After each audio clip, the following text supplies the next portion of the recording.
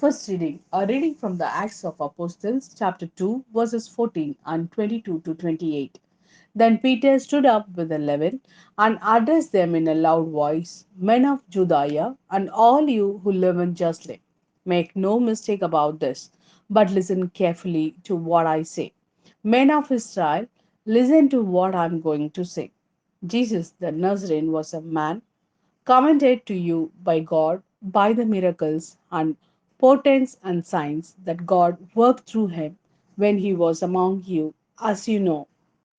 This man who was put into your power by the deliberate intention and foreknowledge of God, you took and had crucified and killed by men outside the law.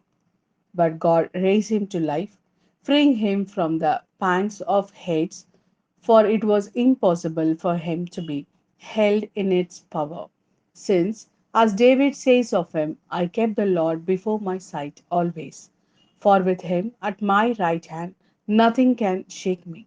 So my heart rejoiced, my tongue delighted, my body too will rest secure. For you will not abandon me to Hades or allow your Holy One to see corruption.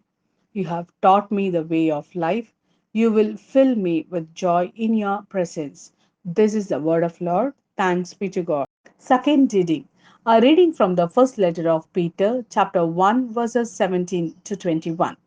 And if you address as Father, him who judges without favoritism according to each individual's deeds, live out the time of your exile here in reverent awe.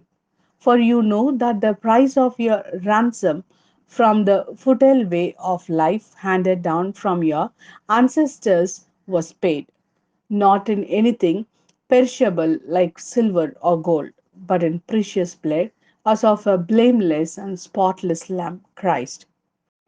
He was marked out before the world was made and was revealed at the final point of time for your sake. Through him, have faith in God, who raised him from the dead and gave him glory for this very purpose, that your faith and hope should be in God. This is the word of Lord. Thanks be to God. A reading from the Gospel according to St. Luke, chapter 24, verses 13 to 35.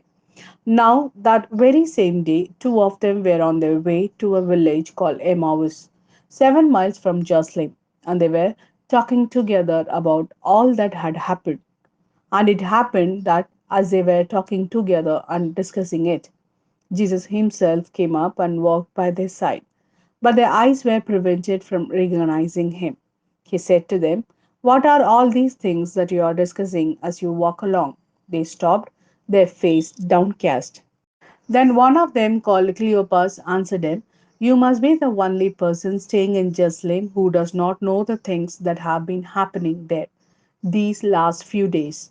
He asked what things. They answered, All about Jesus of Nazareth, who showed himself a prophet, powerful in action and speech before God and the whole people, and how our chief priests and our leaders handed him over to be sentenced to death and had him crucified.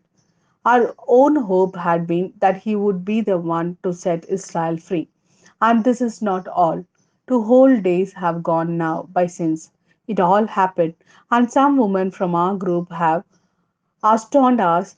They went to the tomb in the early morning, and when they could not find the body, they came back to tell us they had seen a vision of angels who declared he was alive.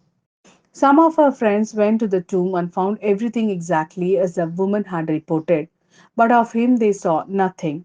Then he said to them, You foolish men, so slow to believe all that the prophets have said.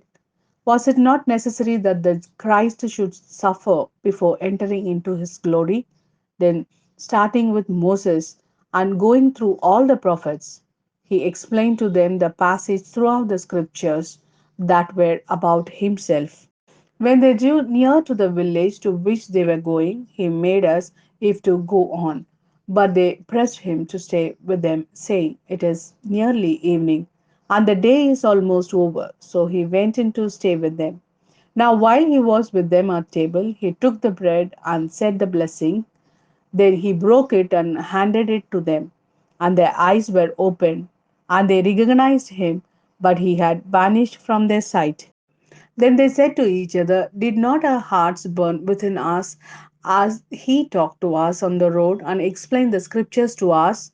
They set out that instant and returned to Jerusalem.